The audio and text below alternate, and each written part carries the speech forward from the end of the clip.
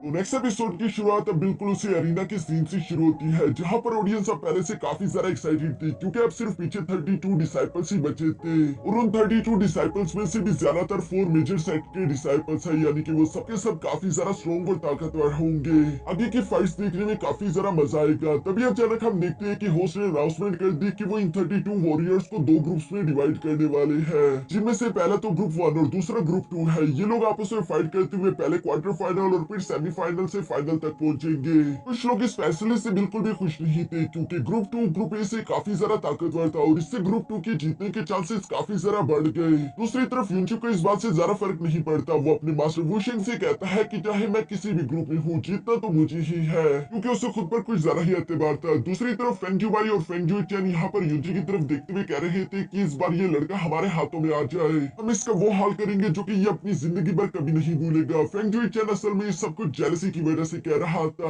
दूसरी तरफ फोर्स भी यहाँ पर अनाउंसमेंट करते हुए कहता है कि मैं 2 वॉरियर्स को यहाँ मैदान में बैटल करवाने के लिए बुलाने वाला हूँ, जो कि लॉटरी की मदद से डिसाइड होगा। सब लोग इस लॉटरी की तरफ गौर से देख रहे थे। तभी यूनबा चिल्लाते हुए कहता है कि बिग ब्रदर, पहली फाइट में तुम्हारी फाइट होने वाली है ज़ियाओनान से, जो कि एक लेवल 6 स्पिरिचुअल मिस्टिक स्टेज का वॉरियर है। और चूंकि बिग ब्रदर तुमने ऑलरेडी इस लेवल के वॉरियर्स को काफी ज्यादा बार हरा दिया है, तो इसलिए ज़ियाओनान को भी हराना तुम्हारे लिए ज्यादा मुश्किल नहीं होगा। जो सब कहते हुए यूनबा खुश हो रहा था। यूंची को तो वैसे ही खुद पर कुछ ज्यादा ही कॉन्फिडेंट है। तभी अचानक यहाँ पर एल्डर वुशेंग यूंची से कहते हैं कि तुम बाकी के डिसाइपल्स को इन 4 मेजर सेक्ट के डिसाइपल्स के साथ कंपेयर नहीं कर सकते, क्योंकि इन वॉरियर्स के पास रिसोर्सेस की कोई कमी नहीं और इनकी कल्टीवेशन काफी ज्यादा स्ट्रॉन्ग है। अगर यूंची तुम्हें लगे कि तुम ज़ियाओनान को नहीं हरा सकते तो हार मान लेना, खुद को ज्यादा फोर्स करने की कोई जरूरत नहीं। जो सुनकर प्रिंसेस यूई भी यूंची से यही सब कह रही थी। यूंची, मेरे लिए तुमसे बढ़कर कोई भी ख्वाब नहीं है, तो अगर तुम्हारी जान खतरे में आ जाए मुझे ये बात बिल्कुल भी पसंद नहीं आएगी। जो सुनकर यूंची जवाब देते हुए कहता है कि मेरी फिक्र मत करो, मुझे कुछ नहीं होगा। जो सब कहने के बाद यूंची यहाँ फाइट करने के लिए अरीना की तरफ रवाना हो जाता है। इन दोनों के अरीना में आने के बाद वहाँ पर कुछ मास्टर चारों तरफ अरीना के आसपास शील्ड क्रिएट कर लेते हैं ताकि बाकी नॉर्मल लोगों को इसका नुकसान ना झेलने को मिले। दूसरी तरफ लोगों की राय अब 2 तरह से बढ़ चुकी थी। कुछ लोग कह रहे थे कि यूंची अब यहाँ पर जरूर हारेगा क्योंकि अब उसका सामना पावरफुल लोगों से होने वाला है, जबकि कुछ लोग तो यूंची से थोड़ा ज्यादा ही इंप्रेस हो चुके थे, इसलिए अब उन लोगों को यूंची पर काफी ज्यादा एतबार था। वो लोग इस मैच को काफी ज्यादा एक्साइटिंग में भी देख रहे थे। दूसरी तरफ अरीना में हम देखते हैं कि यहाँ पर ज़ियाओनान ने खुद को इंट्रोड्यूस करवाते हुए बताया कि मैं ज़ियाओ ट्राइब से हूँ, मेरा नाम है ज़ियाओनान। जो सुनकर यूंची भी काफी ज्यादा कूल तरीके से अपनी सोर्ड को निकालते हुए कहता है कि मेरा नाम है यूंची और मैं चैंगफेन मिस्टिक पैलेस का एक डिसाइपल हूँ। यहाँ इंट्रोडक्शन होने के बाद हम देखते हैं कि सबसे पहले ज़ियाओनान ने अपनी एनर्जी अनलीश करना शुरू कर दी थी। उसकी पावर देखकर यूनबा हैरान होते हुए कहता है कि ये पावर बहुत ही ज्यादा टेरिफाइंग है। जो सब देखकर एल्डर वुशेंग भी कह रहे थे कि अब तुम लोगों को मालूम हो गया ना, इन 4 मेजर सेक्ट के पास कुछ स्पेशल टेक्निक्स है जो कि इन्हें सबसे ज्यादा खास बना देती है। यहाँ मैदान में हम देखते हैं कि ज़ियाओनान ने अपनी इस टेरिफाइंग मिस्टिक पावर का इस्तेमाल करते हुए सीधा सोर्ड टेक्निक से फौरन यूंची पर हमला कर दिया। जिस खतरनाक टेक्निक को अपनी तरफ आता हुआ देखकर यूंची बिल्कुल भी घबराता नहीं। इवन की प्रिंसेस भी तो यूंची के लिए परेशान हो गई थी। दूसरी तरफ यूंची कॉन्फिडेंस के साथ अपनी जगह पर ही खड़ा था। वो अपनी फ्लेम को पूरी बॉडी के अंदर फैला लेता है, जिसका इस्तेमाल करते उसने वहां पर फौरन से एक फ्लेम टोर्नेडो क्रिएट कर दिया, जो कि यूंची के लिए एक शील्ड की तरह काम कर रहा था और उसने ज़ियाओनान के इस मिस्टिक अटैक को काफी आसानी के साथ ब्लॉक कर दिया। ये देखकर तो ज़ियाओनान को भी अपने आंखों पर यकीन नहीं आता। दूसरी तरफ यूंची ने इसी मौके का फायदा उठाकर फौरन अपनी हैवी रूलर का इस्तेमाल करते हुए यहाँ ज़ियाओनान पर हमला कर दिया, जिसे डॉज करते हुए ज़ियाओनान फौरन हवा में जंप करते हुए पीछे की तरफ चला जाता है। ये देखकर तो ज़ियाओ ट्राइब के मास्टर सरप्राइज होते हुए कह रहे थे कि इस लड़के ने ज़ियाओनान को पीछे हटने पर मजबूर कर दिया। लगता है कि हमने इस लड़के को काफी ज्यादा अंडर एस्टिमेट कर लिया, हमें इससे थोड़ा और ज्यादा सावधानी के साथ लेना चाहिए, कहीं ऐसा ना हो कि ये हमें हरा दे। दूसरी तरफ ज़ियाओनान भी अब यूंची को सीरियस लेने लगा था, इसलिए वो अपनी मिस्टिक एनर्जी को इकट्ठा करते हुए यहाँ पर फियर ईगल टेक्निक का इस्तेमाल करते हुए फौरन से यूंची की तरफ बढ़ना शुरू कर चुका। यूंची इस खतरनाक टेक्निक को अपनी तरफ आता हुआ देखकर भी बिल्कुल अपनी जगह से मूव नहीं करता। वो बिल्कुल शांति के साथ खड़ा था, जो देखकर यूंची के दोस्त तो परेशान हो गए। जबकि ज़ियाओ ट्राइब का लीडर हंसते हुए कह रहा था कि ये लड़का बहुत ही ज्यादा समझदार है, ये जानता था कि ये फियर ईगल टेक्निक से खुद को नहीं बचा सकता, इसलिए उसने पूरी तरीके से रेजिस्टेंस बंद करके हार मान ली। जबकि दूसरी तरफ हम देखते हैं कि ज़ियाओनान की सोर्ड तेजी के साथ जाते हुए सीधा यूंची के सीने में जाकर लगी। ये देखकर यूंची मुस्कुरा रहा था क्योंकि वो सोर्ड यूंची के सीने को पेनिट्रेट नहीं कर पा रही थी। ये देखकर तो ज़ियाओनान भी हैरान हो गया। साथ ही यूंची ने अपनी सोर्ड स्लैश टेक्निक का इस्तेमाल करते हुए ज़ियाओनान को पीछे हटा दिया। बाकी के सब लोग तो ये सब देखकर बहुत ही ज्यादा सरप्राइज थे। ज़ियाओनान अपने मन में कह रहा था कि आखिर ये पॉसिबल कैसे है, मेरे पास जो सोर्ड है वो एक अल्टिमिस्टिक स्टेज की है, आखिर मेरे सोर्ड ने इस लड़की की बॉडी को पेनिट्रेट क्यों नहीं किया। दूसरी तरफ हम देखते हैं कि यूंची की बॉडी में अचानक से यहाँ पर जैस्मीन की आवाज आती है जो कि युनचे से कह रही थी कि तुम कुछ ज्यादा ही एरोगेंट हो चुके हो। मैं कुछ दिनों के लिए डीप स्लीप में क्या चली गई, तुमने अपनी जान को दांव पर लगाना शुरू कर दिया। ये तो अच्छा हुआ कि तुमने उस ड्रैगन गॉड के ट्रायल के दौरान अपने ग्रेट बुद्धा डाउ टेक्निक के सेकंड लेवल को अनलॉक कर लिया, जिस वजह से तुम्हारी बॉडी इतनी ज्यादा स्ट्रॉन्ग हो चुकी है, क्योंकि अगर ऐसा ना होता तो अब तक तुम जान से मारे जा चुके होते। युनचे तो यहाँ पर जैस्मिन की आवाज सुनकर काफी ज्यादा खुश होते हुए कहता है कि मास्टर तुम डीप स्लीप से जाग गई, जिस पर जैस्मिन जवाब देते हुए बोलती है कि हाँ तुम इतना ज्यादा शोर कर रहे थे, आखिर मैं जागती कैसे ना। जो सुनकर युनचे भी मुस्कुराते हुए जवाब देकर बोलते हुए कहता है कि ठीक है, मैं जल्दी इस फाइट को खत्म कर दूंगा ताकि तुम दोबारा से जाकर आराम कर सको। ये कहने के बाद युनचे हंसते हुए यहाँ पर ज़्याओनन की तरफ देखते हुए कहता है कि अब वक्त आ गया कि मैं अपने हेवी रूलर की टेक्निक्स का इस्तेमाल करते हुए अपने मास्टर को थोड़ी सी अपनी पावर दिखाऊं। जो कहने के बाद युनचे ने अपनी न्यू सीखी हुई टेक्निक्स का इस्तेमाल करते हुए हेवी रूलर को व्हील्ड करना शुरू कर दिया था और वो यहाँ काफी तेजी के साथ लगातार ज़्याओनन पर अटैक्स करते जाता है। ज़्याओनन तो सरप्राइज होते हुए अपने मन में कह रहा था कि आखिर ये लड़का है क्या जो कि अपनी हेवी रूलर को इतनी अजीब तरीके से मूव कर रहा है। अगर सब कुछ ऐसे ही चलता रहा तो मेरी जीतने का तो सवाल ही पैदा नहीं होता। ये कहते हुए ज़्याओनन थोड़ा सा पीछे हट गया और वो अपने मन में कहता है कि मेरे पास ये फ्लैश टेक्निक बची है जिस पर ही मेरी हार जीत डिपेंड होगी। ये सब कहने के बाद वो फौरन हवा में जंप कर चुका, जहाँ पर ज़्याओनन अपने heavenly hawk infinite so technique को प्रिपेयर करने की कोशिश कर रहा था। उसके दोस्त भी समझ गए थे कि वो अपने ट्रम्प कार्ड को चलने वाला है। सब लोग यहाँ पर उसकी इस अटैक का इफेक्ट देखने के लिए बहुत ही ज्यादा उतावले थे। दूसरी तरफ युनचे भी अपने मन में कह रहा था कि चलो देखते हैं कि क्या मैं तुम्हारी इस अटैक को पेनिट्रेट कर सकता हूँ या नहीं। जो कहते हुए युनचे ने अपने हेवी रूलर का इस्तेमाल करते हुए यहाँ पर ज़्याओनन के ट्रम्प कार्ड अटैक को ब्लॉक करना शुरू कर दिया था,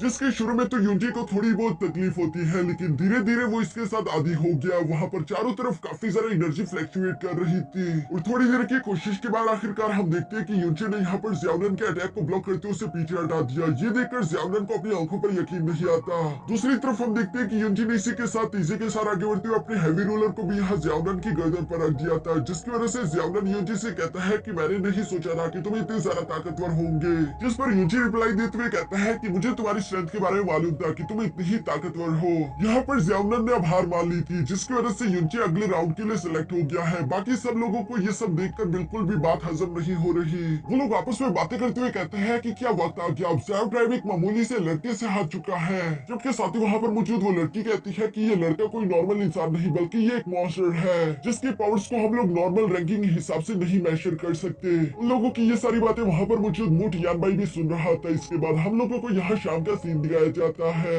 जहाँ पर चलते हुए प्रिंसेस यूवी युनचे से कहती है कि युनचे तुम्हारे जख्म कैसे है, क्या तुम ठीक हो। जिस पर युनचे भी मुस्कुराकर जवाब देते हुए कहता है कि वो तो बस छोटे मोटे गाँव थे और वैसे भी तुम्हारा दिया हुआ मैजिकल मेडिसिन है ना मेरे पास, मुझे तो कुछ भी नहीं होगा। दूसरी तरफ एल्डर वोशन यहाँ पर युनचे से कहते हैं कि तुमने आज के दिन काफी अच्छी फाइट की, इसी हिसाब से अगर तुम आगे की तरफ चलते हैं तो तुम्हारी नेक्स्ट फाइट मू जियांगगोआन से होने वाली है। जिसके बारे में युनबा युनचे से कहता है कि वैसे मू जियांगगोंग काफी ज्यादा खतरनाक है, तुम्हें उसके साथ फाइट करते हुए काफी ज्यादा सावधान रहना होगा। युनचे उसे ज्यादा सीरियस न लेते हुए जवाब देकर बोलता है कि आखिर जियांगगोआन में ऐसा भी क्या खास है। जिस पर मास्टर वुशेंग जवाब देते हुए बोलते हैं कि जियांगगोंग हेवनली स्पीयर थंडर सेट से बिलोंग करता है, जिन लोगों की स्पेशल एबिलिटी उन लोगों का थंडर फायर है। वो लोग लगातार इस थंडर फायर को मिस्टिक एनर्जी में कन्वर्ट करते रहते हैं। तुम्हें ये बात तो मालूम होगी कि इस वक्त टोटल 4 मेजर सेक्ट्स है, लेकिन उन लोगों के बाद अगर कोई भी 5th मेजर सेक्ट बना तो वो यकीनन हेवनली स्पीयर थंडर सेक्ट ही होगा, क्योंकि वो लोग भी काफी ज्यादा खतरनाक है। यहाँ ये लोग इसी तरह से बातें करते हुए आगे की तरफ जा रहे थे, तभी अचानक इन लोगों को अपने सामने एक आदमी दिखाई देता है जो कि असल में कोई और नहीं बल्कि हेवनली स्पीयर थंडर सेक्ट का लीडर टियान बाई था। वो यहाँ पर स्पेशली युनचे से बात करने के लिए आया हुआ था। जो सुनकर युनचे उससे कहता है कि बताइए आपको मुझसे क्या बात करनी थी। जो सुनकर टियान बाई हंसते हुए कहता है कि वहाँ कंपटीशन के दौरान मैंने तुम्हारा टैलेंट देखा, तुम वाकई में कमाल के हो, लेकिन मुझे लगता है कि चैंगफिंग मिस्टिक पैलेस में तुम्हारा टैलेंट जाया हो रहा है, इसलिए क्यों ना तुम मेरे हेवनली स्पीयर थंडर सेट को ज्वाइन कर लो। जो सुनकर एल्डर वुशन को तो गुस्सा आता है, लेकिन युनचे उन्हें समझाते हुए आगे की तरफ आकर यहाँ पर मास्टर टियान बाई से कहता है कि प्लीज मुझे माफ कर दीजिए, मैंने ऑलरेडी चैंगफिंग मिस्टिक पैलेस को ज्वाइन कर लिया है और मैं चाहे कुछ भी हो जाए उन्हें नहीं छोड़ने वाला। आपकी सच्चाई को मैं याद रखूंगा, लेकिन अभी के लिए मैं आपकी इस ऑफर को रिजेक्ट करता हूँ। ये सुनकर वहाँ पर मुझे टियान बाई युनचे से कहता है कि क्या तुम बेवकूफ हो, क्या तुम्हें दिखता नहीं कि चैंगफिंग मिस्टिक एकेडमी कितनी ज्यादा कमजोर है, वो तो रॉयल फैमिली को भी प्रोटेक्ट नहीं कर सकती, तो तुम्हारा क्या ख्याल रखेगी। जो सुनकर प्रिंसेस यूवी आगे की तरफ आते हुए यहाँ पर टियान बाई से कहती है कि प्लीज आप रॉयल फैमिली के बारे में इस तरह से बात नहीं कर सकते, और वैसे भी चैंगफिंग मिस्टिक एकेडमी अपने डिसाइपल्स को पूरी तरीके से आजादी देती है, वो लोग जो करना चाहे वो कर सकते हैं। यहाँ प्रिंसेस यूवी को बातें करता हुआ देखकर टियान बाई उसका मजाक उड़ाते हुए कहता है कि तुम एक लड़की हो, तुम्हें हमारे बीच बात नहीं करनी चाहिए,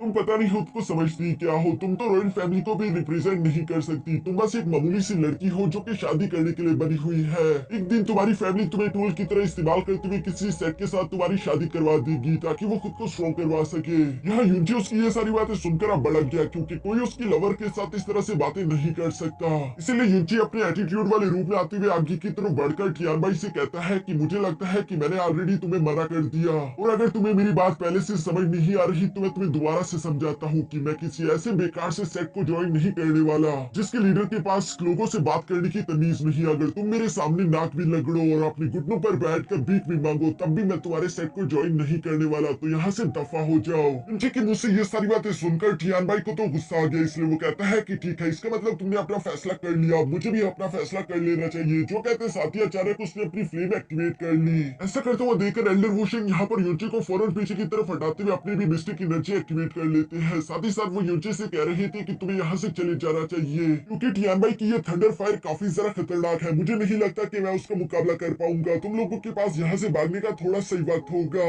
दूसरी तरफ हम टियानबाई को देखते हैं जो कि अपनी थंडर फायर की पावर को अनलीश करता जा रहा था, लेकिन अचानक ही वो अपनी जगह पर फ्रीज हो गया, जो देखकर तो किसी को भी समझ नहीं आ रहा था कि आखिर यहाँ पर हो क्या रहा है। लेकिन पीछे की तरफ से हम लिटिल फेरी को गुजरते हुए देखते हैं। टियानबाई ये अपनी पावर को खोता हुआ देखकर होश में आते हुए कहता है कि ये सब अभी खत्म नहीं हुआ। जो कहने के बाद वो वहाँ से भागकर चला गया। यूनची के दोस्त हैरान होते हुए कह रहे थे कि आखिर उसे ये अचानक से हो क्या गया था, जबकि यूनची अपने मन में जानता था कि ये सब कुछ लिटिल फेरी नहीं किया है। वो बेशक यूनची के सामने आकर उसे बात नहीं करना चाहती, लेकिन दिल ही दिल में उसे यूनची की परवाह है। इसके बाद हम लोगों को नेक्स्ट कंपटीशन वाला दिन दिखाया जाता है, जहाँ पर यूनची की फाइट टियानबाई के बेटे ज़ियाओ गुआन से होने वाली थी। ज़ियाओ गुआन यहाँ पर गुस्सा होते हुए यूनची से कह रहा था कि मुझे मालूम है कि कल तुमने मेरे फादर और मेरे क्लैन की काफी ज्यादा बेइज्जती की है, तो आज तुम्हें उसका हिसाब चुकाना होगा।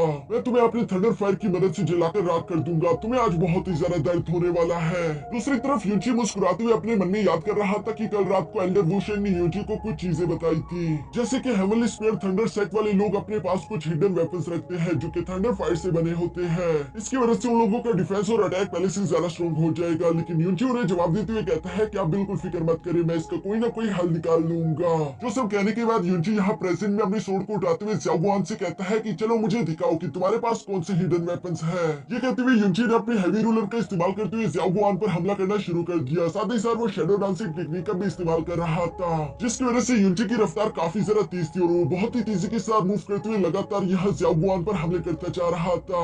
ज़ियाओ गुआन बेचारा तो समझ ही नहीं पा रहा था कि वो क्या करे, जबकि दूसरी तरफ यूनची अपने मन में कह रहा था कि मुझे हिडन वेपन्स का रिस्क खत्म करने के लिए जल्द से जल्द इस फाइट को खत्म करना होगा, जिसके लिए मुझे इसी तरह तेजी से मूव करना है। ज़ियाओ गुआन भी अब तक मार खा कर थक चुका, इसलिए वो भी गुस्से के साथ अपने स्पेयर का इस्तेमाल करते हुए वहाँ पर कुछ थंडर फायर बॉम्ब्स क्रिएट करना शुरू कर देता है, जिसका इस्तेमाल करते उसने यूनची पर अटैक्स कर दिए। लेकिन दूसरी तरफ यूनची शैडो डांसिंग टेक्निक का इस्तेमाल करते हुए अपनी रफ्तार को बढ़ाकर आसानी के साथ उस ब्लास्ट रिंग से निकल रहा था। काफी आसानी के साथ सारे अटैक्स डॉज करने के बाद यूनची फौरन से हवा में आ जाता है, जो देखकर सब लोग आपस में बातें करते हुए कह रहे थे कि आखिर यूनची ये किस तरह की खतरनाक टेक्निक का इस्तेमाल कर रहा है। एक लम्हे वो एक जगह पर था और दूसरे लम्हे वो किसी और जगह पर, ऐसा लगता है जैसे कि वो कहीं पर मौजूद ही ना हो, ये सब के सब एक इल्यूजन हो। दूसरी तरफ हवा में मौजूद यूनची यहाँ पर ज़ियाओ गुआन का मजाक उड़ाते हुए कहता है कि क्या तुम्हारा ये मामूली सा स्पेयर बस यही सब कर सकता है। जो सब सुनकर तो ज़ियाओ गुआन गुस्सा होते एक बार फिर से थंडर फायर बॉम्ब्स का इस्तेमाल करते हुए यूनची पर हमला करना चाहता था, लेकिन यूनची ने अपने फिनिक्स फ्लेम का इस्तेमाल करते हुए काफी आसानी के साथ उस अटैक को वहीं पर ब्लॉक कर दिया।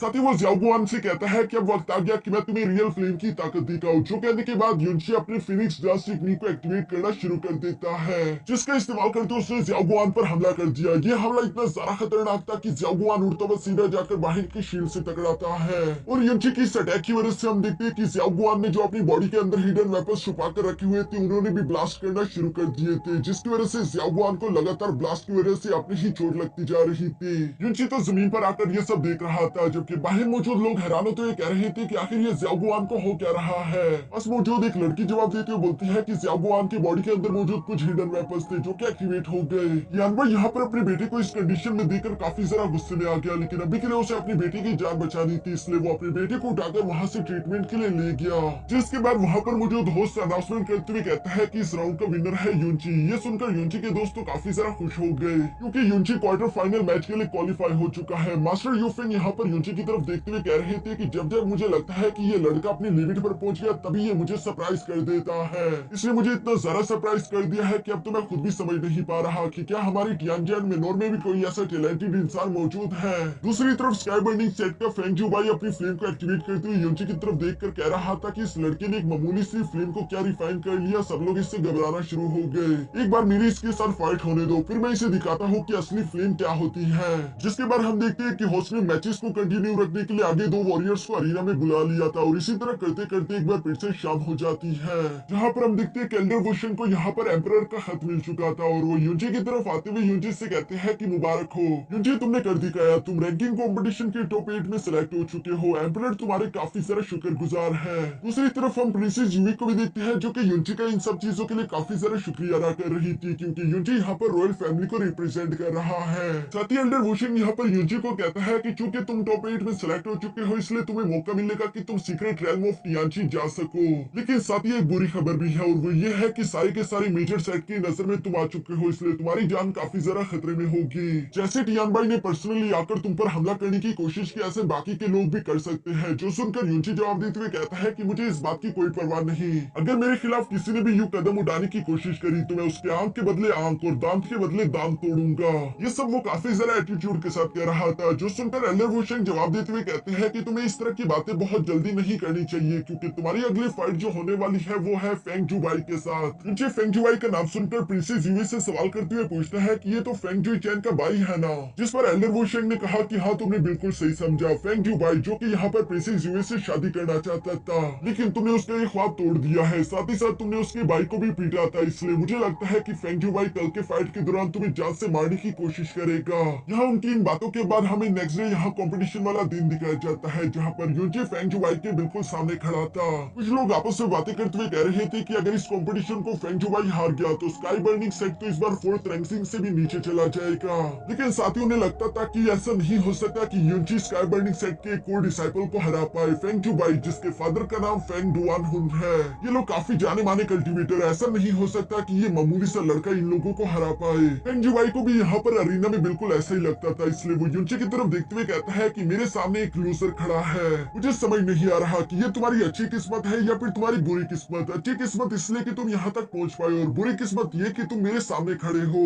ये कहते हुए वो अपनी जीभ पर जुबान फेरते हुए कहता है कि तुम्हें मारने में तो काफी मजा आएगा। युंची उसकी बातें सुनकर मुस्कुराते हुए जवाब देकर कहता है कि तुम्हारी बातों की तरह तुम्हारी शक्ल भी बहुत ही गंदी है। जो सुनकर तो फेंग जुबाई को गुस्सा आ गया और वो अपनी फ्लेम को एक्टिवेट करते हुए डीमन फ्लेम ब्लेड टेक्निक का इस्तेमाल करते हुए सीधा युंची पर हमला कर चुका, जिसे युंची ने अपने हैवी रोलर का इस्तेमाल करते हुए ब्लॉक कर दिया था। और इस ब्लास्ट के इफेक्ट की वजह से हम देखते हैं कि ये दोनों वॉरियर ही पीछे की तरफ जा गए सीधे। फेंग जुबाई यहाँ पर युंची से कहता है कि तुमने वाकई में मुझे सरप्राइज कर दिया, क्योंकि तुम मेरे एक अटैक को झेल चुके हो, लेकिन ये बात तुम्हारी किस्मत नहीं बदलने वाली कि तुम यहाँ पर हारोगे। जो कहते साथ ही अचानक से फेंग जुबाई ने हवा में जंप करते हुए अपनी डीमन पर्पल फ्लेम को एक्टिवेट कर लिया और वो युंची से कहता है कि मैं इस बात को मेक श्योर करूंगा कि तुम मेरी फ्लेम में जलो और दर्द से चिल्लाओ। ये कहते हुए फेंग जुबाई ने अपने डीमन पर्पल फ्लेम्स के कई सारे स्लैश अटैक्स युंची पर करना शुरू कर दिए, जिन्हें युंची अपने शैडो डांसिंग टेक्निक का इस्तेमाल करते हुए डॉज कर रहा था।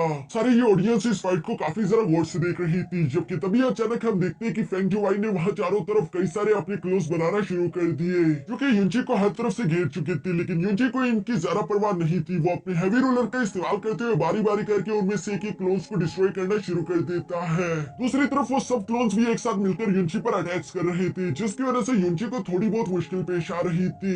ये देखकर युंची के दोस्त तो काफी जरा परेशान हो जाते हैं कि कहीं युंची की यहाँ पर जान न चली जाए, जबकि दूसरी तरफ स्काई बर्निंग सेट्स के एल्डर्स काफी जरा खुश हो रहे थे। वो लोग अपने फेंग जुबाई पर प्राउड महसूस करते हुए कहते हैं कि फेंग जुबाई पहले से काफी जरा ताकतवर हो गया, ये लड़का उसके सामने नहीं टिक सकता। लेकिन ये लोग नहीं जानते कि थोड़ी देर में इन लोगों की ये खुशी गम में बदलने वाली है। जबकि दूसरी तरफ अरीना के अंदर हम देखते हैं कि फेंग जुबाई युंची से कह रहा था कि तुम्हारे साथ इस तरह स्लो फाइट करते हुए मैं बोर हो चुका हूँ, क्यों ना थोड़ा सा इंटरेस्टिंग बनाते हुए इस फाइट को मैं जल्दी खत्म करूँ। ये कहते साथ ही उसने अपने सारे क्लोज को एक बार फिर से इनहेल कर लिया और वो इनकी एनर्जी का इस्तेमाल करते वहाँ पर एक डिवाइन सोर्स क्रिएट कर चुका था, जिसका इस्तेमाल करते वो यहाँ युंची पर हमला कर देता है। साथ ही वो हंसते हुए कह रहा था कि तुम्हारा शिकार करने में मजा आ रहा है।